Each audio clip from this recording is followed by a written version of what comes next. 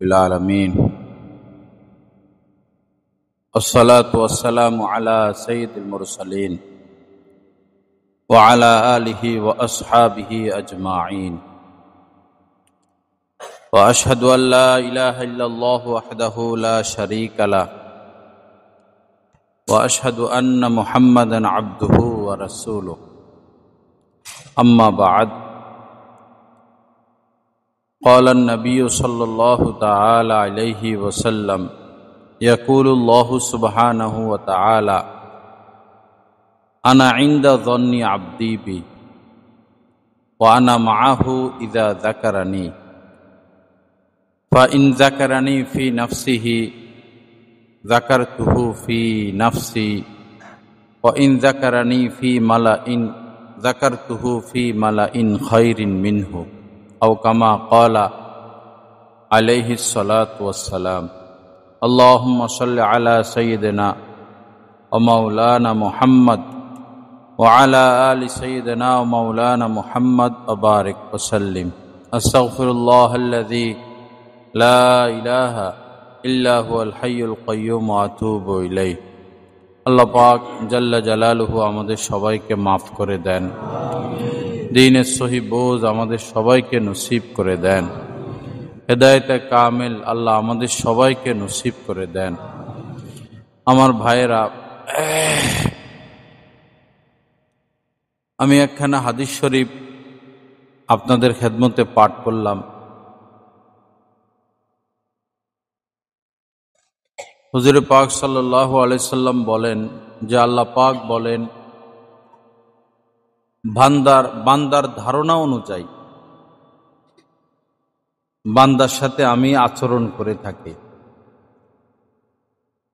আমার প্রতি আমার বান্দার যেমন ধারণা, যদি উচ্চ ধারণা হয়, শাহী ধারণা হয়, তো তার সাথে আমার শাহী মুআমালা হয়।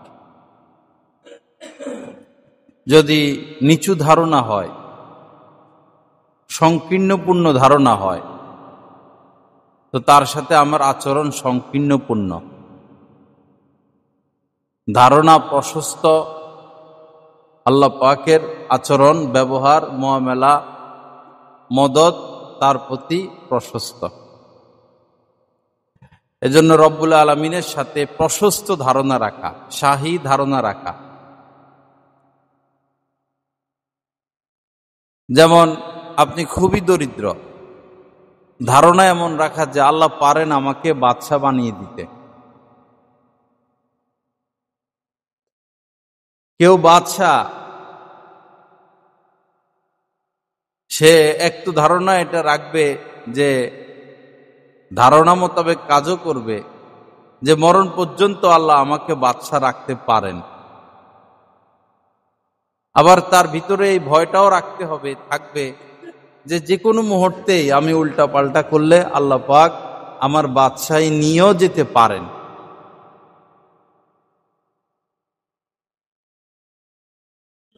এমন অনেক অসুখ হয় মানুষের, রোগ, ডাক্তারগণ বলে দেন যে আর কখনো সে সুস্থ হবে না, অথবা ডাক্তাররা বলেন যে সে আর 24 ঘন্টা আছেন, একদিন আছেন, 1 মাস আছেন, এরপরে তার বেঁচে থাকাটা অসম্ভব। এই মুহূর্তে আপনি ধারণা রাখবেন যে না, আল্লাহ পাক আমাকে লম্বা হায়াত দিতে পারেন এবং পরিপূর্ণ সুস্থ করে দিতে পারেন। এরকম হাজারো ঘটনা। চিকিৎসা শেষ, ঘরে এনে রেখে দিল, মৃত্যুর অপেক্ষা, কিন্তু মারা তো যায় না। আমার বড় ফুফা, তো তার ভিতরে কিছুই নাই, কিডনি, ফুসফুস, আরো যা আছে, এমনি নিঃশ্বাসটা বাকি। তো ডাক্তাররা বললেন যে তার ভিতরে কিছুই নাই, নিয়ে যান। নিয়ে আসলো। তো এই অবস্থায় তো একদিনও টিকা সম্ভব না, কিছুই নেই ভিতরে। তো দেখা গেল তিনি 2 বছর হায়াত পেয়েছেন।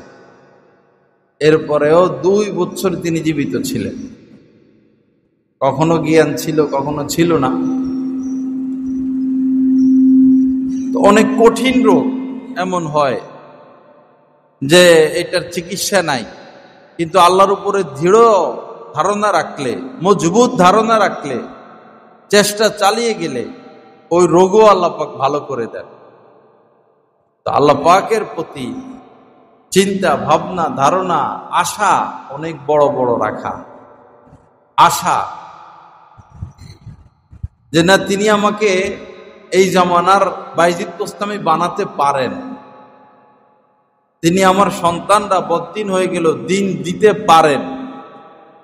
নিরাশ না হওয়া, অনেক বেশি আশা রাখা আল্লাহ পাকের প্রতি। আবার আশাটা দুনিয়ার প্রতি যেন না হয়। যেমন অনেকে শুয়ে শুয়ে চিন্তা করে, যদি মন্ত্রী হইতাম, এমপি হইতাম, চেয়ারম্যান হইতাম, প্রেসিডেন্ট হইতাম, কোটিপতি হইতাম, তো এই রাস্তাঘাট সব করে দিতাম, মসজিদ মাদ্রাসায় দান করতাম, গরিবকে সহযোগিতা করতাম। আসলে আমাদের দেশের এমপি মন্ত্রী এরা তো চোরই বেশিরভাগ। এরা চুরির সুযোগ পেয়েছে, চুরি করে। আমরা যদি মন্ত্রিত্ব পাইতাম, এদের কান কাটলাম। এদের থেকে আমরা যে খুব ভালো এরকম না, আমরা সুযোগ পাই নাই আর কি। ওরা সুযোগ পেয়েছে, চুরি করতেছে। দেশটা খারাপ, দেশের পরিবেশ খারাপ, মানুষগুলোর রুচি নিচু, শাহী রুচি নাই, স্বভাব চরিত্র পচা। কারণ স্বাধীন হওয়ার পর থেকে আমরা সৎ শাসক, ন্যায়পরায়ণ শাসকের চেহারা দেখি নাই, ন্যায়পরায়ণ এমপি মন্ত্রীর চেহারা দেখি নাই, ন্যায়পরায়ণ সচিব, ওসি, ডিসি, এসপির চেহারা দেখি নাই। দেখলেও মাঝে মধ্যে 2-1 উপরের প্রভাব নিচে পড়ে, নিচের প্রভাব উপর পর্যন্ত যাইতে সময় লাগে। রাষ্ট্রপ্রধানের প্রভাব জনগণের উপর ছেয়ে যায়, এমপি মন্ত্রী চেয়ারম্যানের প্রভাব জনগণের উপর ছেয়ে যায়। যেহেতু এরা খারাপ, জনগণও খারাপ, এজন্য এরা হাজার চুরি করলেও এদের থেকে মহব্বত দূর হয় না। ঘুরে ফিরে ওদেরকে আমরা ভোটটা দিয়ে দিই। আল খবিসাতু লিল খবিসিন অত-তয়্যিবাতু লিত-তয়্যিবিন। যারা ভালো মানুষ, ভালো মানুষকে মহব্বত করবে, ভালো মানুষ ভালো মানুষকে মহব্বত করবে। আর যারা খবিস প্রকৃতির, খবিস আকৃতির, খবিস স্বভাবের, নিচু স্বভাবের, তারা চোর গুন্ডাকে ভোট দিবেই, এদেরকে ফিরানো যাবে না। আল্লাহ আমাদেরকে সহি বুঝ দান করেন। তো রব্বুল আলামিনের সাথে উঁচু ধারণা রাখা, শাহী ধারণা রাখা, লা ইলাহা ইল্লাল্লাহ। তো শাহী ধারণা রাখলে আল্লাহ পাক আমাদেরকে দিবেন শাহী ভাবে দিবেন। তার অফুরন্ত ভান্ডার থেকে হিসাব নিকাশ ছাড়া দিতে থাকবেন। অফুরন্ত ভান্ডার থেকে হিসাব নিকাশ ছাড়া দিতে থাকবেন। এই ক্ষেত্রে আল্লাহ পাক আমাদের মন দেখেন।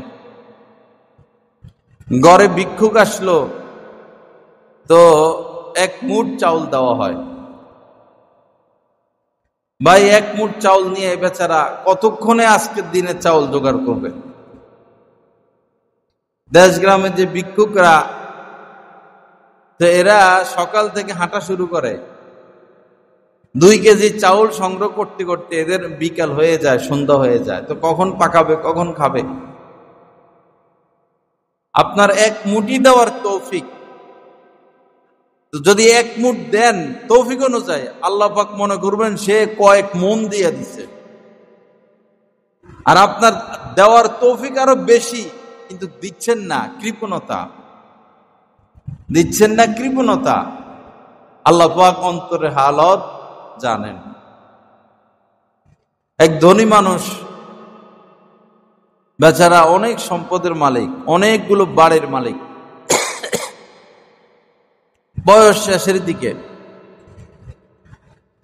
তো সে বারবারই আমার কাছে আফসোস করে, ব্যথা পেশ করে, কষ্ট পেশ করে, তার সন্তানরা দুনিয়াদার, বিদেশে কোটি কোটি টাকার ব্যবসা, কোটি কোটি টাকার ব্যবসা, সময় পায় না, 1 মিনিটও সময় নেয় সন্তানদের। বারবারই বলে আমার ছেলেকে দুনিয়ায় পাইছে, সারাদিন দুনিয়া দুনিয়া, ওরে এত বুঝাই, বাবা আমাদের তো আর টাকা পয়সার প্রয়োজন নাই, কেন এত ছুটাছুটি করো। এই হলো বাবার বক্তব্য, ছেলেকে নিয়ে ফিকির। আর বাবা তো টাইম শেষ। কয়েকদিন আগে দেখা হলো, কি ব্যাপার স্যাপার, বললো ওদিকে গেছিলাম একটু। কেন? ব্যাংকে টাকা রেখে লাভ কি, এজন্য জমি কিনে রেখে দিছি। জমির অভাব নাই, বাড়িরও অভাব নাই, টাকা পয়সারও অভাব নাই। বাপে এই দান্দায় আছে, মূলত বাপের দান্দাও সেটাই, কিন্তু ছেলেকে নিয়ে আফসোস করে। ওই পিতার আসর সন্তানের উপরে পড়ে গেছে। রক্ত থেকে রক্ত, টক বড়ির আটি থেকে যদি আটি বা বিচি লাগানো হয়, ওই গাছের মধ্যে মিঠা বড়ির আশা করা অকাল্পনিক। আবার মিঠা বড়ির আটি বিচি লাগাইলেন, গাছ উঠল, সেখানে টক বড়ির আশা করাও অবাস্তব।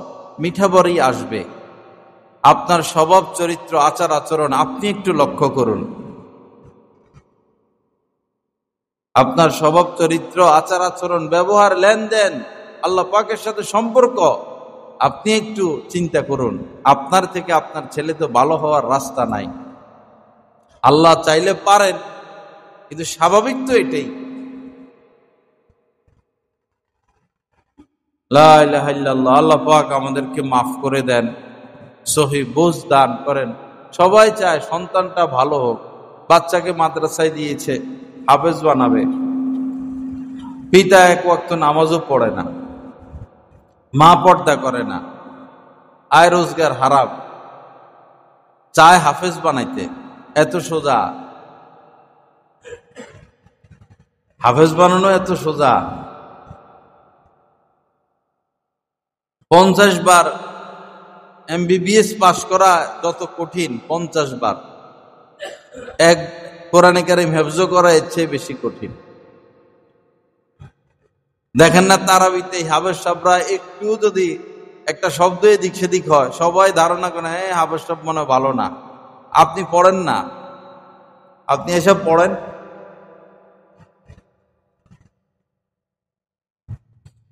লা ইলাহা ইল্লাল্লাহ। আল্লাহ পাক সহি বুঝ দান করেন। তো বলতেছিলাম যে আনা ইনদা যন্নি আবদি বি ওয়া আনা মাআহু ইযা যাকারানি। রব্বুল আলামিন বলেন যে বান্দা যখন আমাকে স্মরণ করে, তো আমি তার সাথী হয়ে যাই। ওয়া আনা মাআহু, আমি তার সাথেই থাকি। স্বাভাবিকভাবে আল্লাহ পাক আমাদের সাথে আছেন। অহুয়া মাআকুম আইনামা কুনতুম। আল্লাহ পাক বলেন যে তোমরা যেখানেই থাকো না কেন, আমি তোমাদের সাথেই আছি। এখন বিষয় হলো আমার আপনার অনুভব। কাহারও অনুভব এমন, মানে অনুভবটা পবিত্র, অন্তর আত্মাটা পবিত্র, আচার আচরণ পবিত্র, লেনদেন পবিত্র, মুআমালা মুআশারাত পবিত্র। যাদের সবকিছু এমন পবিত্র, আল্লাহ পাক যে বলেছেন আমি তোমাদের সাথেই আছি, তারা এটা অনুভব করে। যাদের সবকিছু পবিত্র, তারা এটা অনুভব করে যে কি আল্লাহ আমাদের সাথে আছেন। যেমন আমরা চোখে দেখি যে এসির ভিতরে আছি, অন্ধ লোক তো চোখে দেখে না। এসি বন্ধ থাকলেও সে বুঝে এসি বন্ধ। অন্ধ মনে করেন, আবার বধিরও মনে করেন, কানেও শোনে না। অন্ধ বধির। তো এসি চলতেছে, সে বুঝে এসি চলতেছে। এসি বন্ধ, সে বুঝতেছে এসি বন্ধ। এই অন্ধলোক যেভাবে অনুভব করে এসি চালু বা বন্ধ, একজন আল্লাহর ওলি এভাবে অনুভব করেন আল্লাহ পাক আমার সাথে আছেন, আল্লাহ আমাকে দেখতেছেন। আমাদেরকে সেই পর্যন্ত পুষতে হবে। শুকনা শুকনা ইবাদত আর কত? সেজদার উপরে সেজদা, জিকিরের উপরে জিকির, উমরার উপরে উমরা, এই আমল সেই আমল ওই আমল। ভাই আমরা তো তলার খবর পাই নাই, মূলের খবর পাই নাই, আসল খবর পাই নাই। আল্লাহর মাকসাদ তো এই যে আমার হয়ে যাও এবং এমনভাবে আমার ইবাদত করো কেমন যেন তুমি আমাকে দেখতেছ। আর এই তৌফিক যদি তোমার না হয়, অন্তত এই তৌফিক যেন হয় আমি যে তোমাকে দেখতেছি, আমি যে তোমার পাশে আছি, এই অনুভূতি যেন তোমার মধ্যে সৃষ্টি হয়। আর এটা অর্জন হয় না কোনো আল্লাহওয়ালার সোহবত ব্যতীত, কোন আল্লাহর ওলির সোহবত ব্যতীত। মাকামে এহসান আজ পর্যন্ত কাহারও অর্জন হয় নাই, কিয়ামত পর্যন্ত কাহারও অর্জন হবে না। তারা কপাল পোড়া যারা নিজে নিজে ইবাদত বন্দেগী নিয়ে ব্যস্ত, কাহারও সোহবতে যাওয়ার সুযোগ পায় না। লা ইলাহা ইল্লাল্লাহ। আল্লাহ পাক জাল্লা জালালুহু আমাদেরকে সহি বুঝ দান করেন। আমাদের দেশের যারা বড় বড় ডাক্তার, একবার সিরিয়াল দিলে 3 মাস পরে সাক্ষাৎ হয়, এমন ডাক্তারও আছেন। সিরিয়াল দিবেন 6 মাস পরে ডাক্তারের সাথে দেখা হবে, বা 1 মাস পরে। তাহলে কত বড় ডাক্তার তিনি, কত বড় শিক্ষিত, কত বড় জ্ঞানী। ওনারাই আবার হঠাৎ হঠাৎ নাই, কি এই 15 দিনের জন্য উনি আমেরিকা গেছেন, 15 দিনের জন্য উনি এই রাশিয়া গেছেন। কি ব্যাপার? ট্রেনিং হবে, কনফারেন্স আছে, সম্মেলন আছে। কিসের সম্মেলন? যে আরো বড় যারা তারা ক্লাস করাবেন, এই ক্লাসে শরীক হওয়ার জন্য গিয়েছে। তো এত বড় ডাক্তার, এরপরও বড় ডাক্তারের কাছে এখনো যাওয়া বন্ধ করে নাই। আমরা কি এমন আল্লাহওয়ালা হয়ে গেলাম, আমরা কি এমন বুজুর্গি হাসিল করলাম, কি এমন ইবাদত বন্দেগী করি যে আমরা আমাদের বড়দের কাছে যাওয়ার সুযোগ পাই না? কষ্টি পাথরে যদি যাচাই বাছাই করা হয়, দেখা যাবে যে আমাদের আকীদায়ও সমস্যা, ইলম তো নাই, আর আমল যা করি ত্রুটিপূর্ণ। মনে রাখবেন, আবেদের নিচে কোনো স্তর নাই, আবেদের নিচে কোনো স্তর নাই। আবেদ যিনি ইবাদত বন্দেগী করেন, অনেক স্তর রয়েছে। যেমন আরিফ বিল্লাহ, যারা আল্লাহর পরিচয় লাভ করেছেন। ওয়াসিল বিল্লাহ, যারা আল্লাহ পর্যন্ত পৌঁছে গেছেন। আলেম, যিনি আলেম, ইন্নামা ইয়াখশাল্লাহ মিন ইবাদিহিল উলামা। রব্বুল আলামিন বলেন, আমাকে ভয় করলে তো আলেমরাই করে।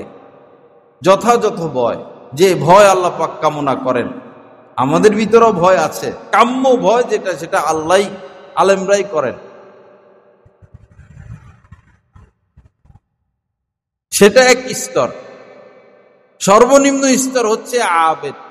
আরেক স্তর হচ্ছে যিনি এহসানের দরজা অর্জন করেছেন, এহসানের মাকাম অর্জন করেছেন। এহসান মানে হচ্ছে যিনি ইচ্ছায় অনিচ্ছায় আল্লাহকে ভুলতে পারেন না।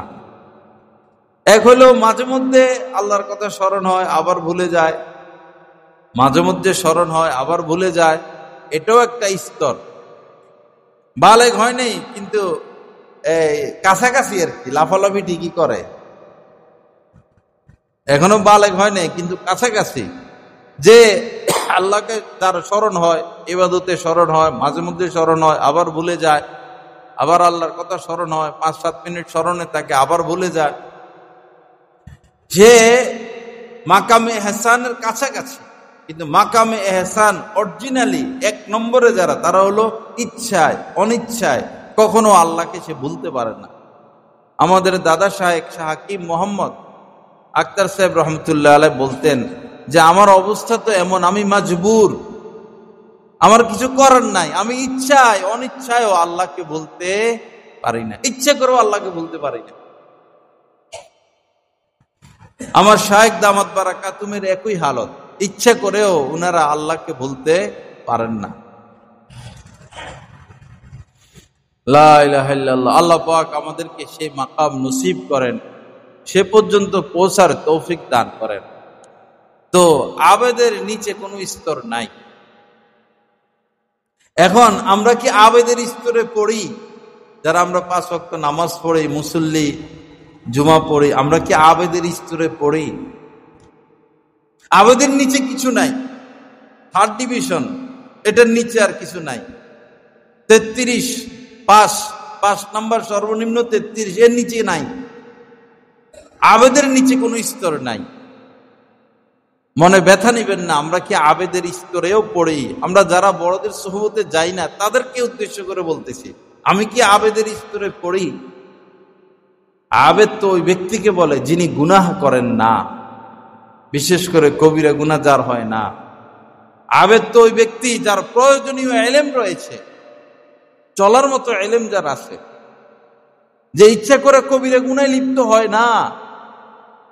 আমার কি প্রয়োজনীয় ইলম আছে? যার কোরআন সহি শুদ্ধ। একজন মুসলমানের কোনোভাবেই তো কোরআন ভুল থাকতে পারে না। কমসে কম নামাজ পড়তে যা লাগে, যতটুকু লাগে, এর নিচে একজন মুসলমান, একজন আবেদের স্তর থাকতে পারে না, হতে পারে না। লা ইলাহা ইল্লাল্লাহ। আল্লাহ আমাদেরকে সহি বোঝ দান করেন, আল্লাহ পর্যন্ত পৌঁছার তৌফিক দান করেন। তো বলতেছিলাম যে নবীজির এমন অবস্থা ছিল, আল্লাহর স্মরণ যেটা,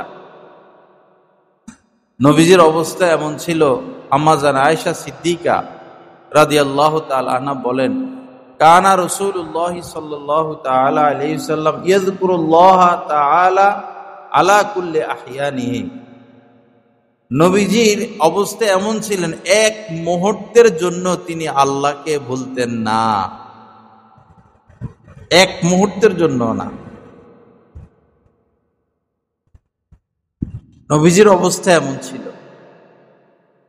যেহেতু নবীদের অন্তর ঘুমায় না, চক্ষু ঘুমায়। নবীদের অন্তর কখনো ঘুমায় না, চক্ষু ঘুমায়। কিছু এলাকা এমন রয়েছে যেখানে কারেন্ট কখনো যায় না, কখনো কারেন্ট যায় না। বিদেশে আছে। আমাদের দেশের বিদ্যুৎ মন্ত্রীরা তো এক একজন কতগুলা যে সম্পদ বিদেশে পাঠাইছে, প্রত্যেকটা চোর। এই দল বলেন আর এই দল বলেন, মনে কষ্ট নিয়েন না, আপনারা আঘাত পান আর কি। কথা সত্য কিনা সেটা আল্লাহর ঘরে বৈশা সেটা তো অন্তত স্বীকৃতি দিবেন, দল যেটাই করে। এই দেশের ঘরে ঘরে বিদ্যুৎ নাই। এই কারণ কৃষক সারা দিন কাজ করে, রাত্রে একটু ঘুমায়। কৃষকের উসিলায় তো আমরা খাই, কৃষকের উসিলায় খাই। রাত্রে ঘুমাইতে আসে, কারেন্ট নাই, কারেন্ট নাই। ঘুমটা আসে, ঘুমায়। রাত্রে 1টা 2টা বাজে যায় আবার কারেন্ট, আবার ঘুম থেকে জেগে যায়। টিনের ঘরে থাকে তারা। যাদের উসিলা আমরা খাই, আমাদের বিদ্যুৎ মন্ত্রীরা তাদের সাথে এই আচরণ করে। আর এক একটা হাজার হাজার কোটি টাকার মালিক। এই আমরা সাধারণ মানুষ বিদ্যুৎ চুরি করি না, যারা দেশ চালায় তারাই বিদ্যুৎ কারেন্ট বিল ঠিক মতো দেয় না। নেতারা, এমপিরা, মন্ত্রীরা বেশিরভাগ এরকম, কারেন্ট বিল দেয় না, গ্যাস বিল দেয় না। আমরা ক্ষতির সম্মুখীন, আমরা হতভাগা, এই দেশের জনগণ হতভাগা। আমরা আমাদের উপকার কে করে, ক্ষতি কে করে, এতটুকু অনুভূতি আমাদের নাই। আমার আপনার সন্তান বিদেশে থাকে, কোটি কোটি টাকা আসতেছে, রেমিটেন্স কোটি কোটি টাকা আসতেছে। আমি আপনি, আমার আপনার মাধ্যমে, গরিবের মাধ্যমে, মধ্যবিত্ত লোকদের মাধ্যমে এই দেশের সম্পদ আসতে আছে। আর এই দেশের নেতারা, এমপিরা, মন্ত্রীরা, সরকারি চাকরি যারা করে, তাদের মধ্যে যারা সুদের সাথে ঘুষের সাথে লিপ্ত, এরা কোটি কোটি টাকা শুধু দেশ খালি করো, দেশ খালি করো, দেশ খালি করো। আমার যদি মুমিন হয়ে থাকেন, মুসলমান হয়ে থাকেন, সাক্ষী দিবেন আমার এই কথা সত্য না মিথ্যা বলেন। দেশের ভালোবাসা যদি থাকে অন্তরে, কিছু সত্য কথা মনে রাখবেন, বলবেন, মুখ খুলবেন, কাদের দ্বারা দেশের উপকার হচ্ছে আর কারা দেশে 12টা বাজাচ্ছে। ভালো হইলে ভালো বলবেন যে ইনি ভালো, আমাদের এমপি সাহেব ভালো, আর চোর হলে বলে দিবেন এমপি সাহেব চোর। এতটুকু ইমান যদি ভিতরে না রাখেন, কিসের মুসলমান আপনি?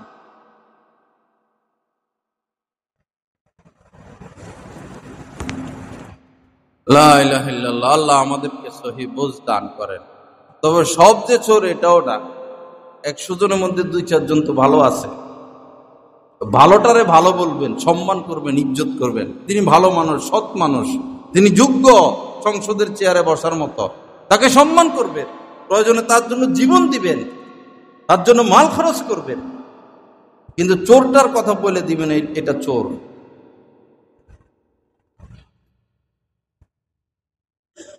আস্তাগফিরুল্লাহ আল্লাযী লা ইলাহা ইল্লা হুয়াল হাইয়ুল কাইয়্যুম ওয়া আতুবু ইলাইহি। যাই হোক, বলতেছিলাম আল্লাহর শরণ। তো কারেন্ট যায় না, সেখান থেকে কথা অন্যদিকে চলে গেল।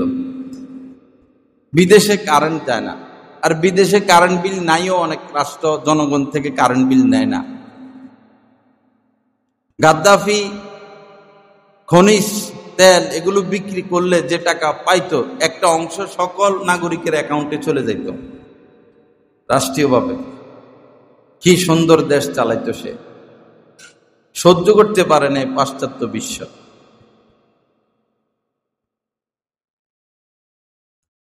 আরব রাষ্ট্রে এরকমও আছে, মনে করেন সৌদি আরব, 100 কিলোমিটার দূরে গিয়ে কেউ বাড়ি করছে মরুভূমিতে, সরকার 100 কিলোমিটার পর্যন্ত রাস্তা করে দিবে, পানি পৌঁছায় দিবে, বিদ্যুৎ পৌঁছায় দিবে, সরকারে যেটা সরকার সেটা দিয়ে দিবে। একজনের জন্য হোক 100 কিলোমিটার দূরে সে বাড়ি করে দিবে। এই হলো সরকার। এজন্য তাদের দেশে আন্দোলন নাই। আর আমাদের দেশে রাস্তা যখন শুরু করে, মনে করেন ভৈরব টু কিশোরগঞ্জ রাস্তা করবে, ভৈরব থেকে শুরু করছে, কিশোরগঞ্জ যাইতে যাইতে এই পাশ আবার শেষ। আমাদের প্রিয়তম নেতারা খাইয়া শেষ, আবার ওরাই আসলে ফুলের মালা দেই, হাতে তালি দেই। লজ্জা থাকা উচিত আমাদের, একটু হলেও লজ্জা থাকা উচিত। তো এত বেহায়া হতে নাই। দল করবেন, ভালো লোকের দল করেন, দল করতে তো নিষেধ নাই, ভালো লোকের দল করেন, যে লোকটা ভালো তার দল করেন।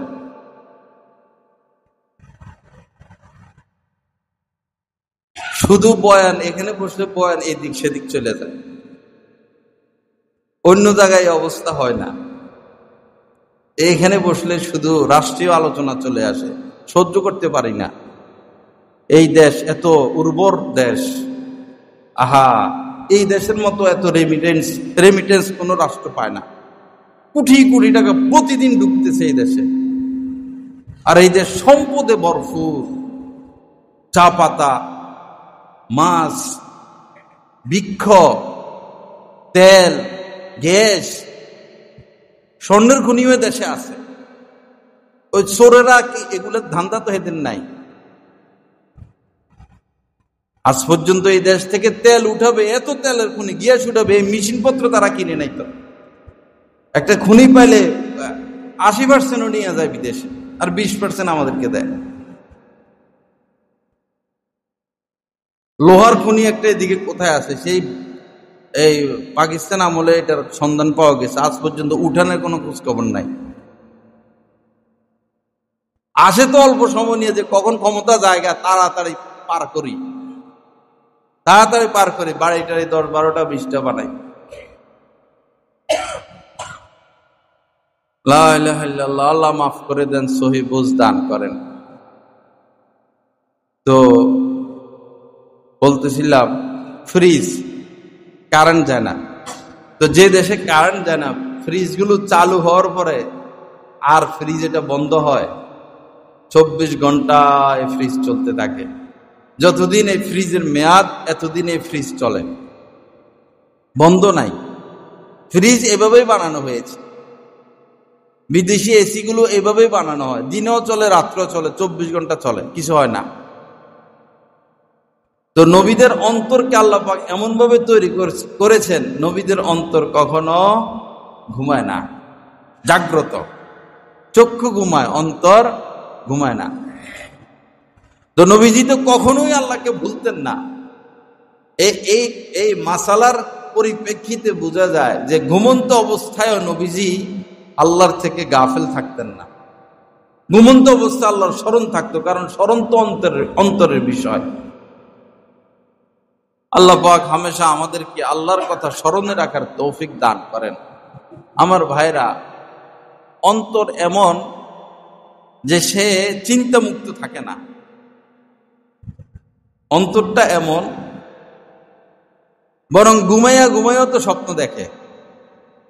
জাগ্রত অবস্থায় আমার আপনার অন্তর কখনো সে স্থির থাকবে না, তার মধ্যে হাজারো জল্পনা কল্পনা আসতে থাকবে।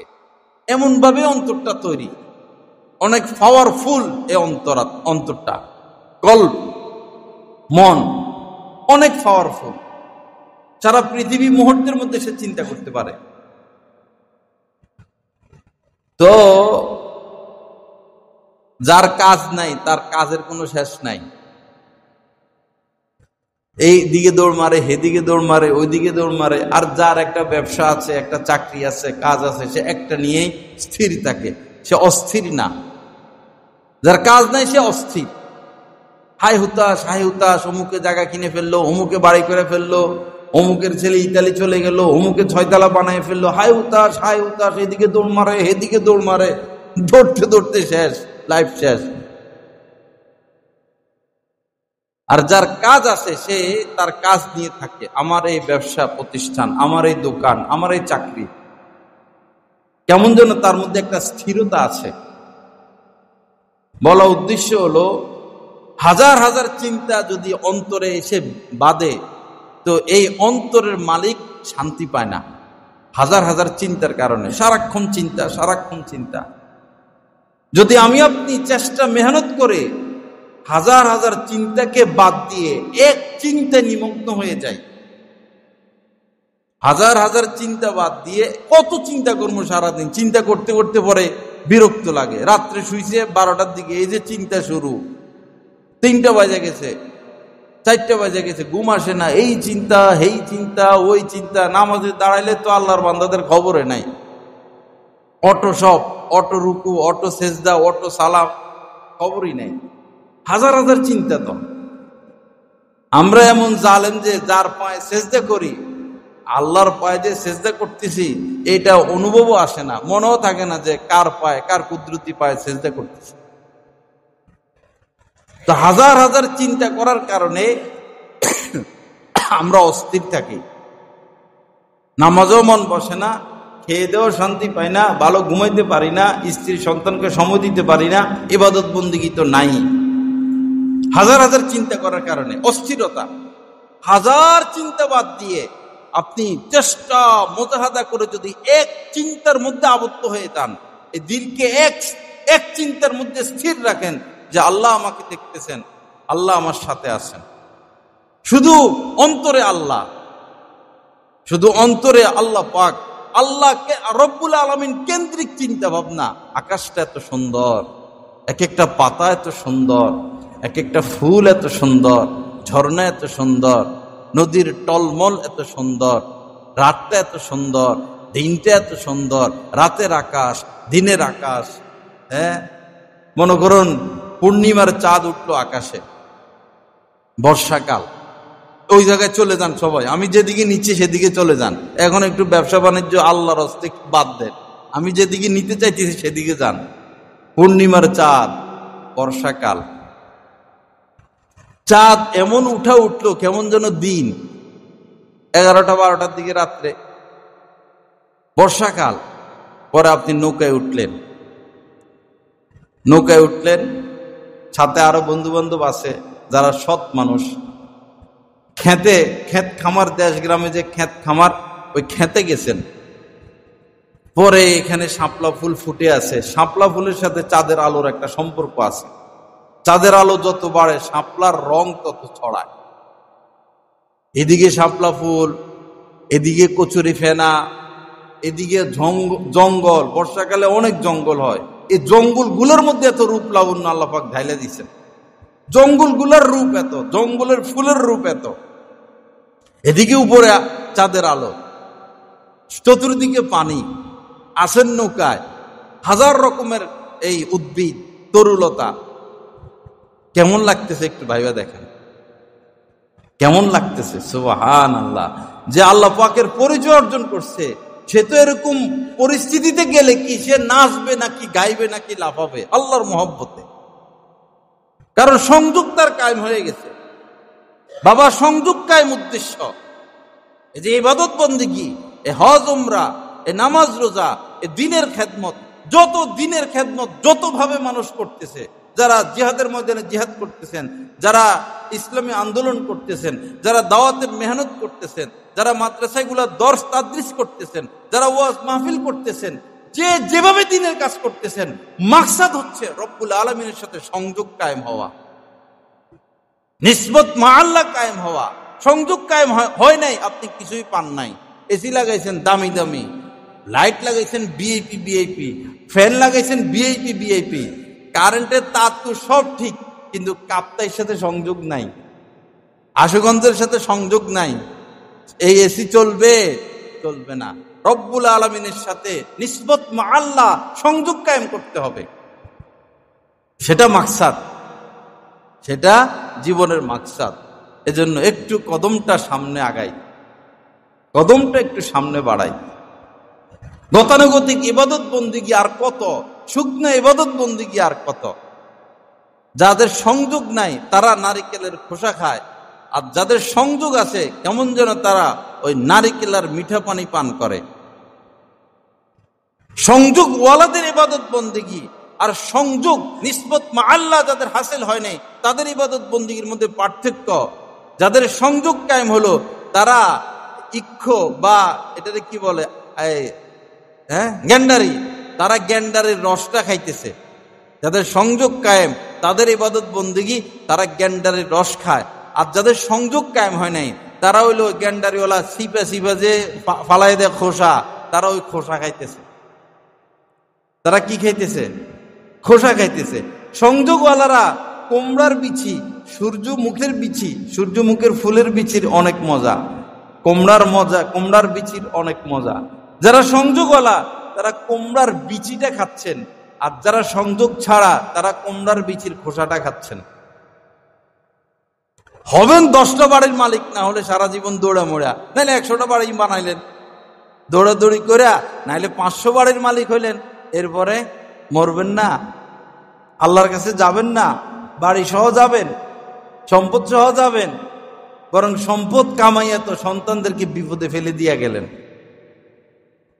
আপনি মইরা কবরে যাইয়া বিপদে আছেন, উপরে লড়াই লড়াই লড়াই। লা ইলাহা ইল্লাল্লাহ। আল্লাহ আমাদেরকে মাফ করেন, সংযোগওয়ালা আবেদ হওয়ার তৌফিক দান করেন। আমাদের অশান্তি, হাজারো অশান্তি এক এক ওষুধে আপনার হাজারো পেরেশানি, হাজারো অশান্তি দূর হয়ে যাবে। আপনি স্থির হয়ে যাবেন, আপনি শান্ত হয়ে যাবেন, আপনি সর্বকাজে আপনি স্বাদ পাবেন, মজা পাবেন। হাজার চিন্তা বাদ দিয়ে অন্তরে শুধু এক চিন্তা, আল্লাহ আমাকে দেখতেছেন, আল্লাহ আমার সাথে আছেন। এমন সংযোগটা কায়েম করা, সংযোগটা কায়েম করা। দুনিয়া নিষেধ না, দুনিয়া করবেন ব্রেন দিয়া, দুনিয়াদারি ব্রেন দিয়া। ব্রেনের কাজ ভিন্ন, অন্তরের কাজ ভিন্ন। ব্রেন দিয়ে দুনিয়াদারি করবেন। মুফতি শফি সাহেব রহমতুল্লাহ আলাই বলেছেন যে দুনিয়া পকেটে রাখা জায়েজ, দুনিয়া হাতে রাখা জায়েজ, পকেটে রাখা জায়েজ, অন্তরে না। অন্তরে আল্লাহ থাকবে। আপনি ব্যবসা করতেছেন, নিষেধ না তো। 500 টাকা নিছেন, মাল বিক্রি করে 500 টাকা নিছেন, তো সে বলল 200 টাকা ফেরত দেন, তো 200 টাকা ফেরত দিবেন। এটা অন্তরের কাজ না, এটা ব্রেনের কাজ। 300 টাকা রাইখা 500 টাকার নোট রাইখা ক্যাশ বাক্সা থেকে 100 টাকার নোট 2টা দেওয়া, এটা ব্রেনের কাজ। আপনি ব্রেন চালাইতে থাকবেন, অসুবিধা নাই। ব্রেন দিয়ে আপনি সাইকেল চালাইবেন, ব্রেন দিয়ে আপনি গাড়ি চালাইবেন, ব্রেন দিয়ে এরকম ব্যবসা বাণিজ্য করবেন, ব্রেন দিয়ে রাস্তাঘাটে চলবেন, ব্রেন দিয়ে ঘর সংসার করবেন, ব্রেন দিয়ে দুনিয়া কামাবেন, ব্যবসা কামাবেন, কোনো সমস্যা নাই। কিন্তু অন্তরে রাখবেন রব্বুল আলামিনকে, অন্তরে রাখতে হবে রব্বুল আলামিনকে। তখন আপনি শান্তি পাবেন। আপনি আল্লাহমুখী, আপনি মাকামে ইহসানের দরজা পেয়ে গেছেন। আপনি আস্তে আস্তে আরেফ বিল্লাহ হবেন, আস্তে আস্তে ওয়াসিল বিল্লাহ হবেন। একটা হলো সায়ের ইলাল্লাহ, আল্লাহ পর্যন্ত পৌঁছা। সায়ের ইলাল্লাহ, আল্লাহ পর্যন্ত পৌঁছা। এই আল্লাহ পর্যন্ত পৌঁছা এটা বান্দার চেষ্টায় হবে। বান্দার চেষ্টার উপর ভিত্তি করে আল্লাহ পাক তাকে আল্লাহ পর্যন্ত, নিজের কাজ পর্যন্ত পৌঁছাবেন। সায়ের ইলাল্লাহ, যদিও তৌফিক আল্লাহর হাতে।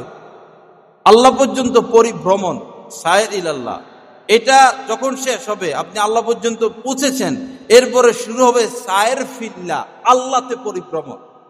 প্রথম হইল আল্লাহ পর্যন্ত পৌঁছা, সায়ের ইলাল্লাহ, আল্লাহ পর্যন্ত পৌঁছা, আল্লাহ পর্যন্ত পরিভ্রমণ। দ্বিতীয় স্তর শুরু হবে সায়ের ফিল্লাহ, আল্লাহতে পরিভ্রমণ। সায়ের ইলাল্লাহর কুল কিনারা আছে, শেষ আছে। সায়ের ফিল্লার কোনো শেষ নাই। যে যতটুকু আগাইতে পারছেন, যে যতটুকু আগাইছেন, তার পজিশন অত বড়। সেই খাজা হাসান বসরি রহমতুল্লাহ আলাই অনেক বেশি আগাইছেন, এজন্য তার পজিশন অনেক উপরে। বড় পীর আব্দুল কাদের জিলানী রহমতুল্লাহ আলাই এই সায়ের ফিল্লাতে অনেক বেশি অগ্রসর হয়েছেন, এজন্য তার পজিশন অনেক উপরে। খাজা মঈনুদ্দিন চিশতি রহমতুল্লাহ আলাই সায়ের ফিল্লা, আল্লাহতে পরিভ্রমণ, আল্লাহর নূরে ডুবা, আল্লাহর নূরে আহরণ, অনেক দূর আগিয়েছেন, এজন্য তার পজিশন অনেক উপরে। আমরা না সায়ের ইলাল্লাহ হইলাম, না সায়ের ফিল্লাহ হইলাম। আমরা না সায়ের ইলাল্লাহ হইলাম, না সায়ের ফিল্লাহ হইলাম, কিছুই না। সাপ সাপ সাপ সাপ, রাত্রিবেলা সাপ একটা হওয়া গেছে, বাড়ি মারলে সাপ একটু নড়া দিয়া উঠে। সাপ সারা রাত সাপ মারছে, সকালবেলা দেখে যে রশি, দড়ি। সারা রাত সাপ মারলো, সকালবেলা দেখে কি একটা রশি। না, সারা রাত এই কাম করলাম, রশির মধ্যে বাড়ি দিলে নড়াচড়া করে। তো আমরা যে জীবন পদ্ধতি গ্রহণ করেছি, এই সারা রাত সাপ মারার মতো, মরার সময় যখন সাখরাত শুরু হবে, মৃত্যু চিহ্ন প্রকাশ পাবে, তখন সবাই এটা বলতে বাধ্য হবে, ওই যে হুজুরে বলছিল আমাদের জিন্দেগি সাপ মারার মতো, সারা রাত সাপ মারছি, সকালবেলা দেখি রশি। আল্লাহর কসম, আমার কথা এই সময় মনে পড়বে। এই সাপ মারার পার্টি আমরা সবাই। হে সাপ মারা না, সাপ মারার পার্টি। অথবা এই যে যখন মুসা আলাইসাল্লাম ছিলেন, ওই সময় হযরত হারুন আলাইসাল্লামও ছিলেন, তো তাদেরকে বলছে যে তারা কত আর মান্না সালুয়া খাবে। ওই সময় তো তিহ পর্বতে ছিল। তো আকাশ থেকে, আকাশে মেঘের মাধ্যমে তাদেরকে সহযোগিতা করা হইতো, ছায়া দিতেন, আর এই মান্না সালুয়া তারা খাইতেন। আল্লাহর পাকের পক্ষ থেকে আসতো মান্না সালুয়া। গাছের পাতার উপরে বা ঘাসের উপরে দুধের মতো সাদা, মধুর চেয়ে মিঠা, এরকম একটা খাদ্য তারা পাইতো। আর এই সালুয়া মানে হলো, মান্না মানে হলো এটা না, আর সালুয়া মানে হলো পাখি আসতো সন্ধ্যাবেলায়, আয়সা এখানে বসে থাকতো, এদের মাথার কাছ দিয়ে হাঁটে, এমনি হাত দিয়ে ধরতে পারতো, এই পাখি খাইতো। এই দুইটা তারা 40 বছর খাইছে, মান্না সালুয়া। না, এটা তো আযাব আসার পর হয়েছে, তখন তারা তি পর্বতে বন্দী হয়ে গেছেন। এর আগে তাদেরকে বলছে যে এখানে একটা সম্প্রদায় মূর্তি পূজক, এটা তো তোমাদেরই শহর, তোমাদেরই দেশ, তোমরা এদের সাথে যুদ্ধ করে জিহাদ করো, তোমরা তোমাদের এলাকা দখল করো। তো এরা বলছিল, মুসা আলাইহিস সালামকে বলছিলেন যে তুমি আর তোমার খোদা গিয়ে যুদ্ধ করো, নাউজুবিল্লাহ, তুমি আর তোমার খোদা গিয়ে যুদ্ধ করো। বেশি বড় ধরনের অপরাধ করছেন, পরে তাদের উপর গজব চলে আসছে। এমন গজব, 40 বছর তারা তি পর্বতে ছিল, মরুভূমিতে। তো সকালবেলা তারা হাঁটা শুরু করতো, যে এবার বাইরে হয়ে যাবো তি পর্বত থেকে, এই উপত্যকা থেকে। সকালবেলা হাঁটা শুরু করতো, সন্ধ্যাবেলা পর্যন্ত হাঁটতো, আয়সা দেখে যে আগের জায়গা।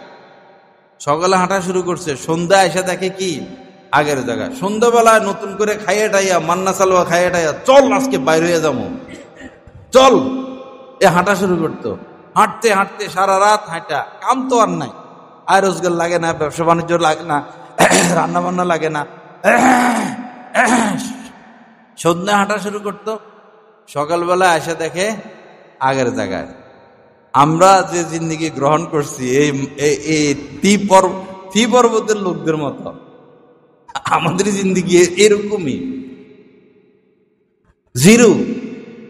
শেষ জীবনে বলবেন এত টাকা পয়সা কামানো ঠিক হয় নাই, বলবেন, আপনি নিজেই বলবেন। যারা ধনী মানুষ তাদেরকে বলতেছি আর কি, এগুলা বাবা পাপ বাড়াবেন না, পাপ বাড়াবেন না, পাপ বাড়াবেন না। পাপ যখন জমে যায় আল্লাহ আর ছাড়েন না। সিসি নিছেন, যতটুকু নিছেন বস ক্ষান্ত হন, এটা পরিশোধ করে দেন, এটা পরিশোধ করে দেন। জমি আছে, জমি এক খণ্ড বিক্রি করেন না ভাই, টাকা পয়সা হলে জমির অভাব হবে, জমি বিক্রি করেন, করে সিসি পরিশোধ করেন। বিল্ডিং বানাইছেন, 1 ইউনিট বিক্রি করে দেন, সিসি পরিশোধ করেন। প্রয়োজনে স্ত্রীর কানের দুল বিক্রি করেন, সিসি পরিশোধ করেন, সুদমুক্ত হয়ে যান। কারো যাবজ্জীবন কারাদণ্ড হয়ে গেল, যাবজ্জীবন কারাদণ্ড, আর সে মুক্তি পাবে না। কোনো কারণে হঠাৎ সরকার বলল যাও, যেমন ইসলামী সরকার আসলে আগের গুলা সব মাপ, সব নাজাত।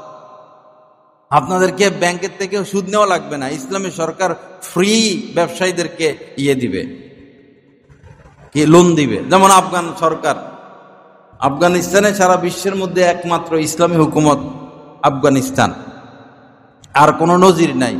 আর গণতান্ত্রিক পদ্ধতিতে আজ পর্যন্ত কোথাও ইসলামী হুকুমত কায়েম হয় নাই, কিয়ামত পর্যন্ত হবে না। ইসলামী হুকুমত কায়েম হওয়ার যে নমুনা সেটা হচ্ছে আফগানিস্তান। এই নমুনাই ইতিপূর্বে ইসলামী হুকুমত কায়েম হয়েছিল। আমরা যে গণতান্ত্রিক পদ্ধতিতে হাঁটতেছি এটা কুফরি মতবাদ। আল্লাহ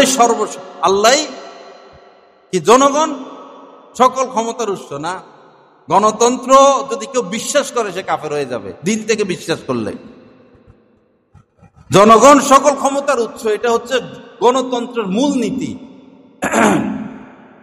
এই কথা যদি কেউ বিশ্বাস করে সে কাফের হয়ে যাবে। জনগণ সর্বক্ষমতার উৎস, সর্বক্ষমতার উৎস হচ্ছেন আল্লাহ পাক। গণতান্ত্রিক পদ্ধতিতে মসজিদে বসে বলতেছি, আজ পর্যন্ত কেউ ইসলামী হুকুমত কায়েম করতে পারে নাই। মিশরে মুরসি 90-95% ভোট নিয়ে ইসলামী দল ছিল, ক্ষমতা আসছে, কিন্তু সে ইসলামী হুকুমত কায়েম করতে পারে নাই। এটা তো কিছুদিন আগের ঘটনা। আল্লাহ রাসূলের পর থেকে আজ পর্যন্ত গণতান্ত্রিক পদ্ধতিতে ইসলামী হুকুমত কায়েম হয় নাই। মসজিদে বসে বলতেছি, কিয়ামত পর্যন্ত কেউ পারবে না। গণতান্ত্রিক পদ্ধতি ইসলামী হুকুমত কায়েমের নমুনা না, সিস্টেম না, এটা কুফরি মতবাদ। ইসলামী দল বলে এটা বলি আর এটা বলি, আমাদের কমিওয়ালারা হোক আলিয়াওয়ালা হোক, গণতান্ত্রিক পদ্ধতিতে ছুটাছুটি করে ইসলামী হুকুমত কখনো কায়েম হবে না।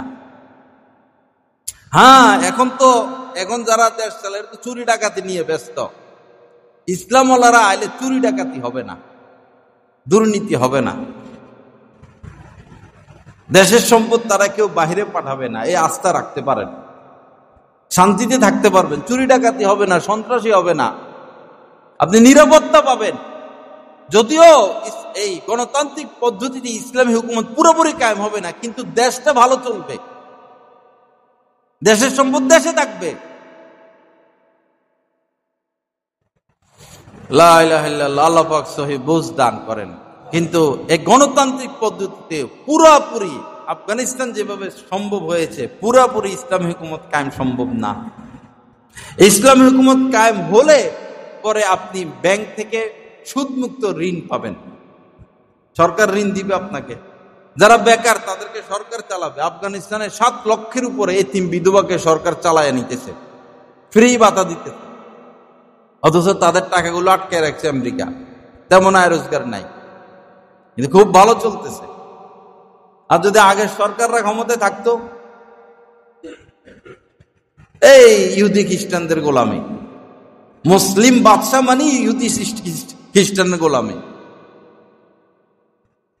মুসলিম রাজা বাদশা মানে ইহুদি খ্রিস্টানদের গোলামি, মূর্তি পূজকদের গোলামি। 16 বছর তো গোলামি করছে ইন্ডিয়ার। কি দিছে ইন্ডিয়া দেশকে? ইন্ডিয়া দেশকে কি দিছে আর কি নিছে? আল্লাহ আমাদেরকে মাফ করে দেন, সহিহ বুঝ দান করেন। তো বলতেছিলাম যে হাজার চিন্তা না করে এক চিন্তায় আমরা নিজেকে আবদ্ধ করি, বাস আল্লাহ আমাকে দেখতেছেন, আল্লাহ আমার সাথে আছেন।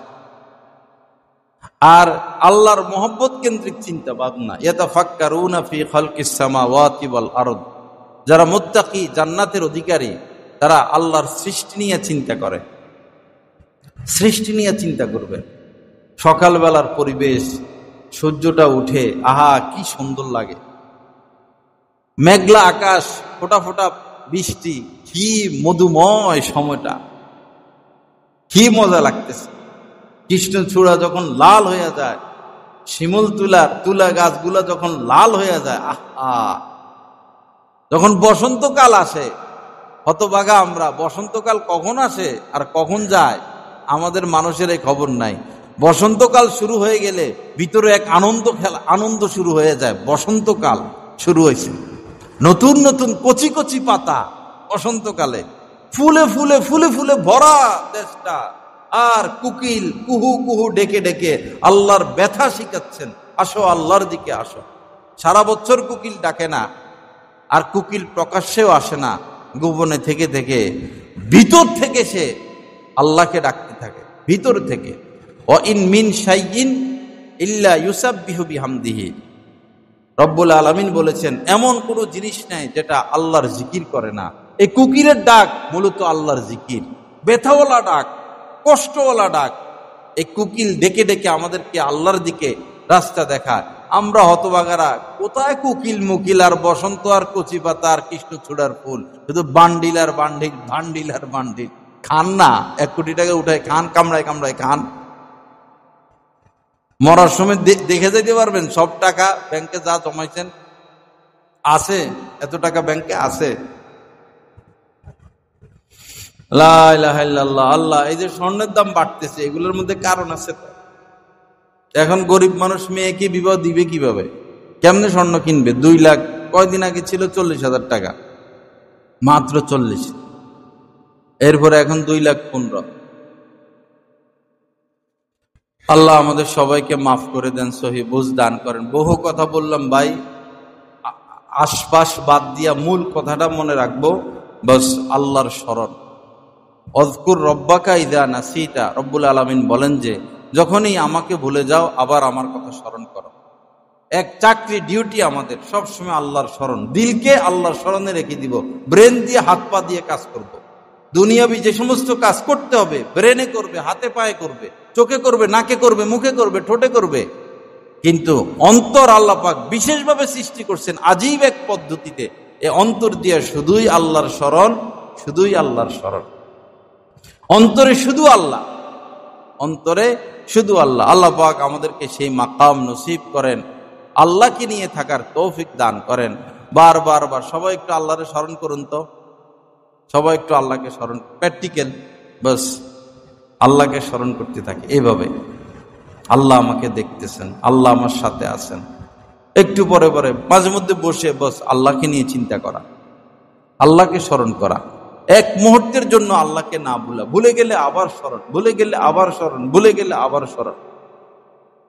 আল্লাহ আমাদেরকে সেই মাকাম দান করেন। সবসময় তো মুখে জিকির করা সম্ভব না, মানুষ দুর্বল, কিন্তু অন্তরকে এমন ভাবে সৃষ্টি করছেন 24টা ঘন্টা আপনি অন্তরে আল্লাহকে স্মরণে রাখতে পারবেন। অন্তর আরো শক্তিশালী হবে, যত আল্লাহর স্মরণ অন্তরে বাড়বে অন্তর আরো শক্তিশালী হবে, আরো শক্তিশালী হবে। অন্তরের শান্তি আসল শান্তি। যখন অন্তরে আল্লাহর স্মরণ বসে যাবে আপনার জীবনের উপরে শান্তি ছেয়ে যাবে। আলা বিযিকরিল্লাহি তাতমাইন্নুল কুলুব, রব্বুল আলামিন বলেন মনোযোগ দিয়ে শোনো, আল্লাহর স্মরণের মধ্যেই রয়েছে তোমাদের শান্তিময় জীবনের ঠিকানা। আল্লাহর স্মরণ, আল্লাহর জিকির। এজন্য আল্লাহকে ভুলে গেলেই আবার স্মরণ, ভুলে গেলে আবার স্মরণ। আর যারা আল্লাহকে এভাবে স্মরণে রাখে তাদের সোহবত, তাদের সোহবত, তাদের সাথে থাকে। আল্লাহওয়ালারা দেখা যায় হাসতেছেন, কথা বলতেছেন, গল্প করতেছেন, কিন্তু অন্তরটা ফালায় রাখছেন আল্লাহর কাছে, অন্তরটা ফেলে রাখছেন আল্লাহর কাছে। তারা আল্লাহকে ভুলেন না। স্ত্রীর সাথে থাকুক, সন্তানের সাথে থাকুক, বন্ধু বান্ধবের সাথে থাকুক, ওয়াজ মাহফিলে থাকুক, কোনো কাজে ব্যস্ত থাকুক, তাদের অন্তর আল্লাহর সাথে। আল্লাহ পাক জাল্লা জালালু আমাদের সবাইকে সেই পর্যন্ত পৌঁছার তৌফিক দান করেন।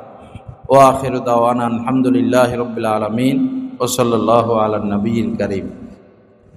আমাদের জুমার পরে যে মজলিসটা হয় এটা শুধুই মারেফাত, আল্লাহর মহব্বত, আল্লাহর মারেফাত, এই নিয়ে আল্লাহ রাসূলের মহব্বত। সম্ভব হলে জুমার পরে মজলিসও থাকার চেষ্টা করবেন।